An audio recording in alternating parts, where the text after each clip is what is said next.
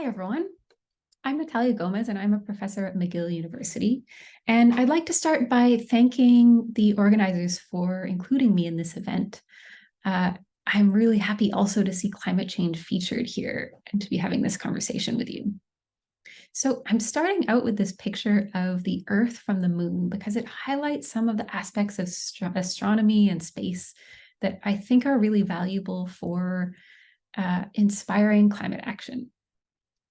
And that is a sense of perspective and scale, and really awe and wonder and appreciation of our planet.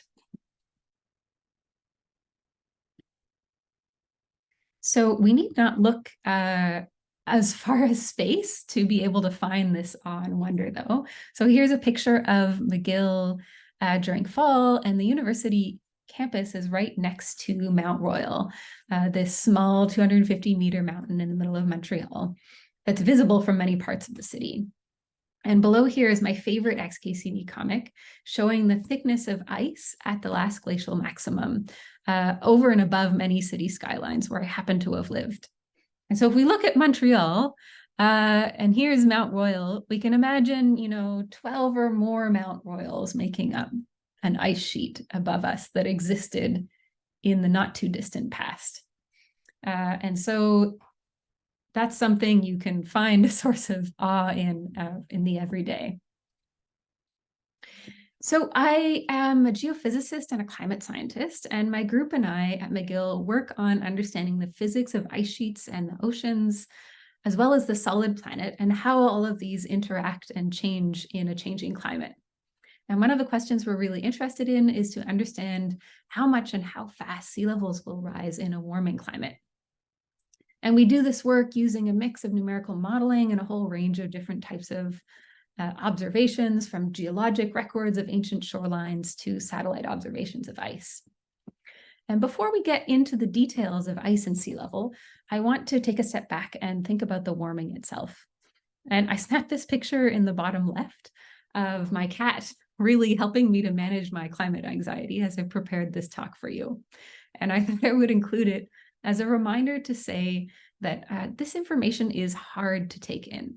It's important to emphasize, especially to youth, that that is true. And it is okay to acknowledge your feelings about it and to take care of yourself and to reach out for help and support and connection around these issues.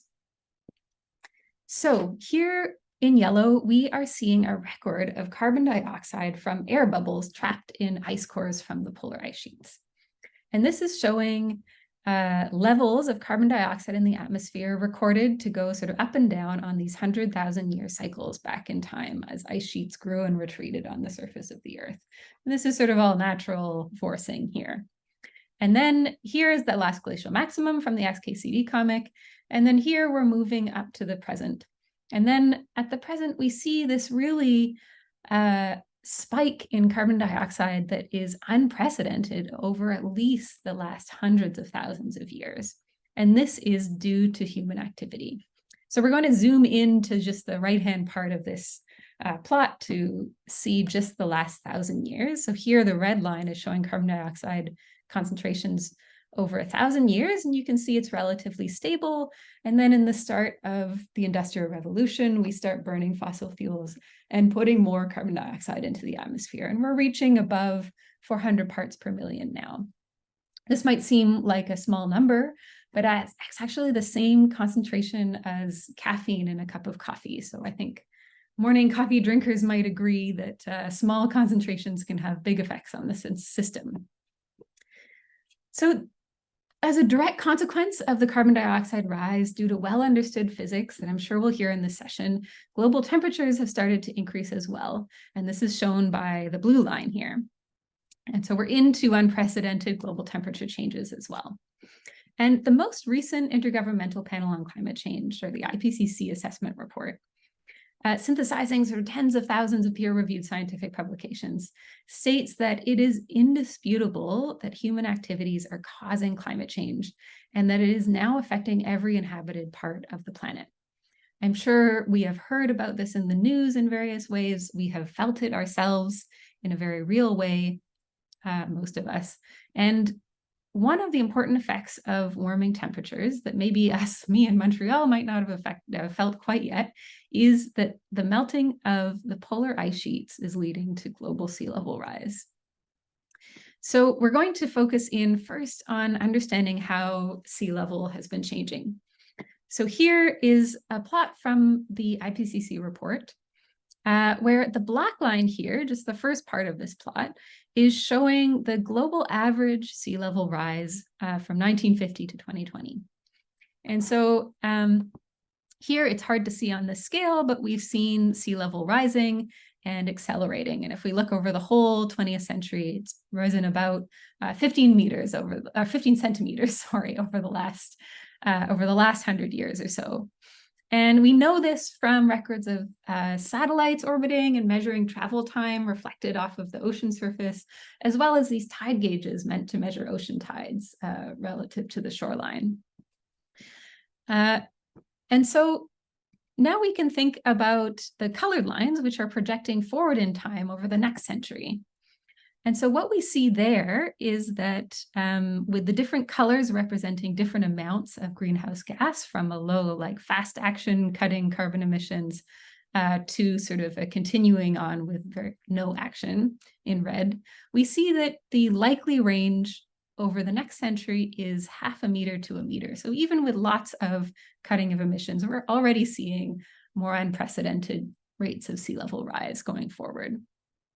Now this dashed line well above this, reaching sort of up nearing 2 meters by the 21st century, is a situation that it could occur under sort of the worst case scenario, a really high end of warming, which would initiate instabilities in the ice sheet or runaway retreat effects.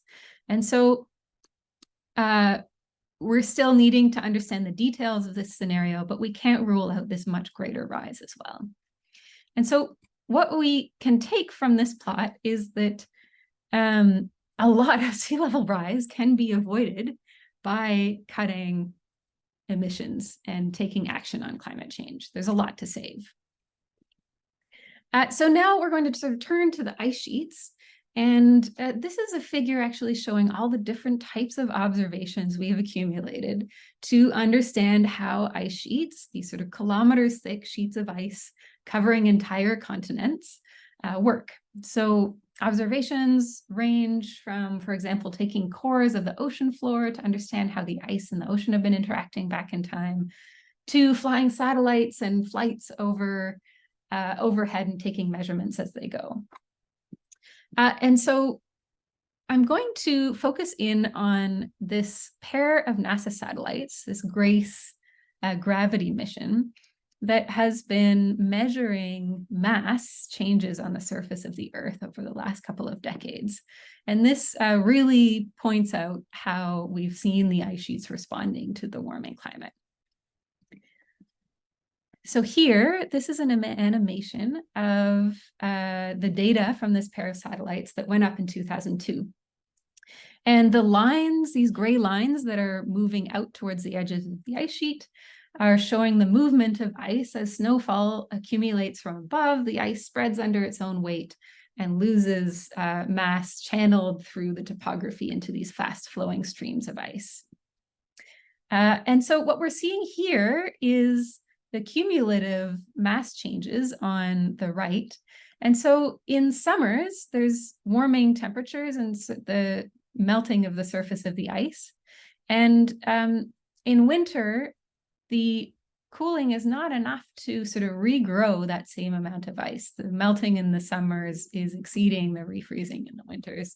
And so we are losing ice over time as the climate warms. We also saw this possibility of runaway retreat, and this is something we're particularly concerned about in the Antarctic ice sheet. The Antarctic is has a footprint the size of just under North America.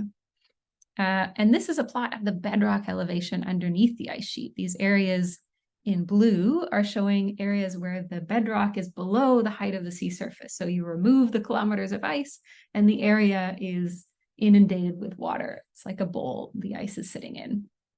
And in these areas of ice, The accumulation from above still happens, spreads under its own weight, and it loses most of its mass now through flow across this grounding line where the ice becomes just thin enough to start floating into these ice shelves that break off and go into the ocean.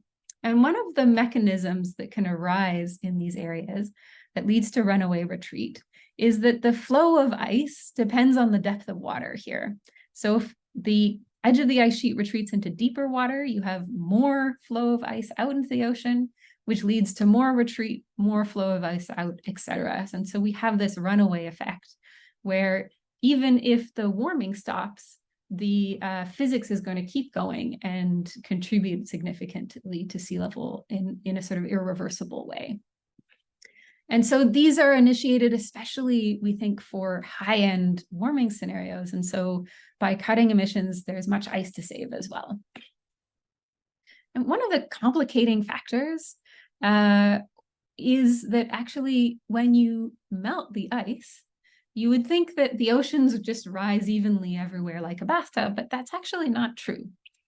So sort of surprisingly, this is the pattern of ice, of sort of sea level rise that we are expecting for melting from the Greenland ice sheet on the top and from the West Antarctic ice sheet on the bottom. And so what we see is a pattern of greater than average sea level rise in the areas in red over here, far away from the ice sheet. And then closer to the ice sheet in blue, we actually start to see a sea level fall. And right next to the ice sheet, this can reach an order of magnitude greater than the sea level rise. So if you're sitting on Greenland, it's melting, you're going to see water levels drop actually rather than rise. And then farther away, you're going to see greater than rise than you expected. So this effect is due to three physical effects. And the sort of first order sort of effect is actually due to gravity. So an ice sheet exerts a gravitational attraction on the water around it. As the ice sheet reduces its mass, that attraction weakens. And so water migrates away, the local sea surface drops, and we're still adding meltwater to the oceans, and we get a greater than expected rise further away. We also have uplifting solid Earth in response to being freed of the weight of the ice. And to complicate matters, changing the distribution of mass around the Earth's surface is actually going to shift the rotation axis, and that redistributes water as well. And so the combined effect of melting of Greenland and Antarctica is that you get the greatest sea level rise, greater than average, in low latitude areas around the equator that are far from both the ice sheets. And so this is sort of an inequitable pattern of sea level rise around the world. These low latitude areas have a lot of low-lying coastlines that are very vulnerable and already experiencing negative impacts of sea level rise. And so these are also often the areas where people have not contributed to fossil fuel burning, and the sort of benefited from that has contributed and led us into this climate change problem. And in addition to the actual rise varying from place to place, we also have a really diverse coastline. The coastal setting is different levels of vulnerabilities and different possible solutions that will work. And so one thing that's certain is that while we need global action on climate change, we also really need local knowledge and action in order to be able to know how best to adapt to these changes in a way that works for where you are. And so getting near the end here, I wanted to come back to this idea that every fraction of a degree of warming avoided is going to preserve some coastline and some ice. And so our actions make a difference. There's a lot that we can save by acting. One of the challenges is that even if we do act, there's still a certain level of unprecedented sea level rise that we're going to have to deal with, even in the lower end emission scenarios. And so we don't necessarily see right away a positive effect of having reduced the emissions. But it turns out there are many benefits of climate action beyond limiting global warming and its adverse impacts. And so this is a comic that sort of summarizes that really acting on climate change is also acting on making the world a better place. And those are things we'll see maybe more tangibly and right away. And so to close off, I want to finish with this quote by the founder of Girls Who Code, which is, "Be brave, not perfect." So here we are all together on this planet. You're not alone dealing with this. We have many different people in many different areas of expertise. And this is a lifelong journey rather than a one-time emergency. So we can start from where we are and vision where we want to head and take one step there at a time in roughly the right direction and make it there over our lifetimes. So thank you for listening. I look forward to the discussion.